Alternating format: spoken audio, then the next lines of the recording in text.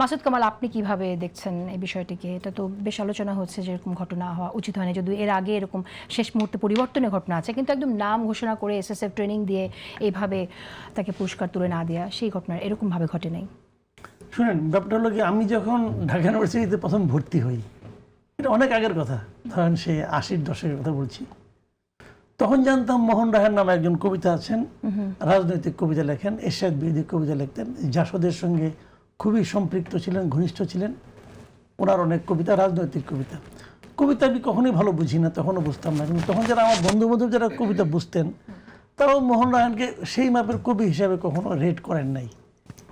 তো ঠিক আছে, স্লোগান ধর্মী কবিতা লিখতেন উনি। তো উনি যে এখন আসলে কবিতা লেখেন, এটি আমি আসলে ভুলে গেছিলাম। ধরেন আমি যদি 81-80 সালের কথা ধরি, তাহলে প্রায় 44 বছর আগের কথা। তো 44 বছর আগে ওনাকে আমি কবি হিসেবে চিনতাম। তারপরে উনি ওই সোল টোল করতেন, এই মানুষের তেলবিহীন রান্না করে কেমন করে খাইতে হয়, এটার উপর উনি অনেক কোর্স টোর্স করতেন, ওনার প্রতিষ্ঠান আছে, উনি তো এগুলি নিয়ে ব্যস্ত।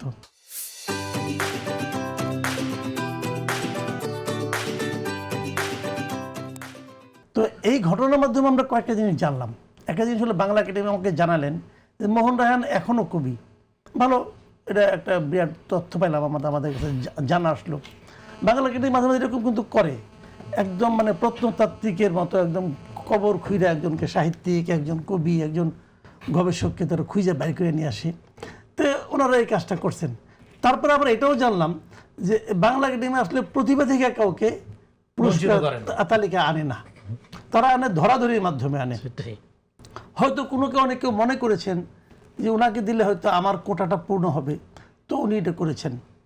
এবং তারপরে আবার পরে এসে মনে হয়েছে ওনার, আর এর মধ্যে তো ক্ষমতা পরিবর্তন হয়ে গেছে, বিএনপি ক্ষমতায় চলে আসছে, এখন যে এটা আমি দেব পুরস্কার, 2 দিন পরে তো কেউ না কেউ খুঁজে বের করবে যে উনি কর্নেল তাহারকে নিয়ে একটা কবিতা লিখছেন, যেখানে নাকি জিয়াউর রহমানকে ভিলেন হিসেবে উপস্থাপন করার চেষ্টা করা হয়েছে।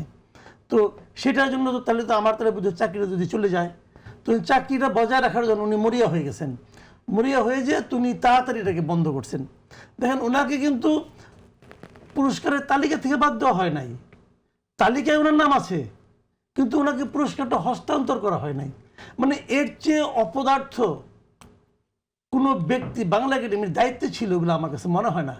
মানে এরকম অপদার্থকে যে আমি মাঝে মাঝে বলি, মাঝখানে বলছিলাম যে ডক্টর ইউনূসের মানে একটা বিশাল গুণ হলো, উনি এতগুলি অপদার্থ কীভাবে খুঁজে একসঙ্গে এরা জড়ো করলো। তো এইটা খেলে ওইখানে না খেলে ক্যাবিনেটে না, উনি বিভিন্ন সংস্থায়ও যে কতগুলো অপদার্থকে নিয়ে আসছে, তার বড় প্রমাণ হলো এই ঘটনা। 1 নম্বর কথা হলো, তুমি ওনাকে দিলা কেন?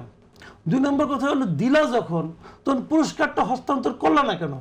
3 নম্বর কথা হলো, করলা না, মানে তরকারি ভালো হয় নাই, এই জন্য আমি এটা খাবো না, 2 দিন পরে পচাইয়া খাবো।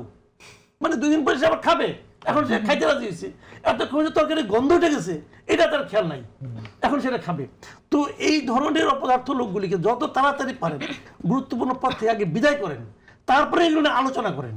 এই আলোচনার যোগ্যই না। বিদায় কেমনে করবে? নিরপেক্ষ লোক রাইতে হবে না আপনার, একটা দলের পক্ষে না হইলে নিরপেক্ষ লোক হইতে পারে। কোথাকার কে আমি এই যে মানে যাকে একাডেমি মহাপরিচালক বলেছে, এর নামও জীবনে শুনি নেই।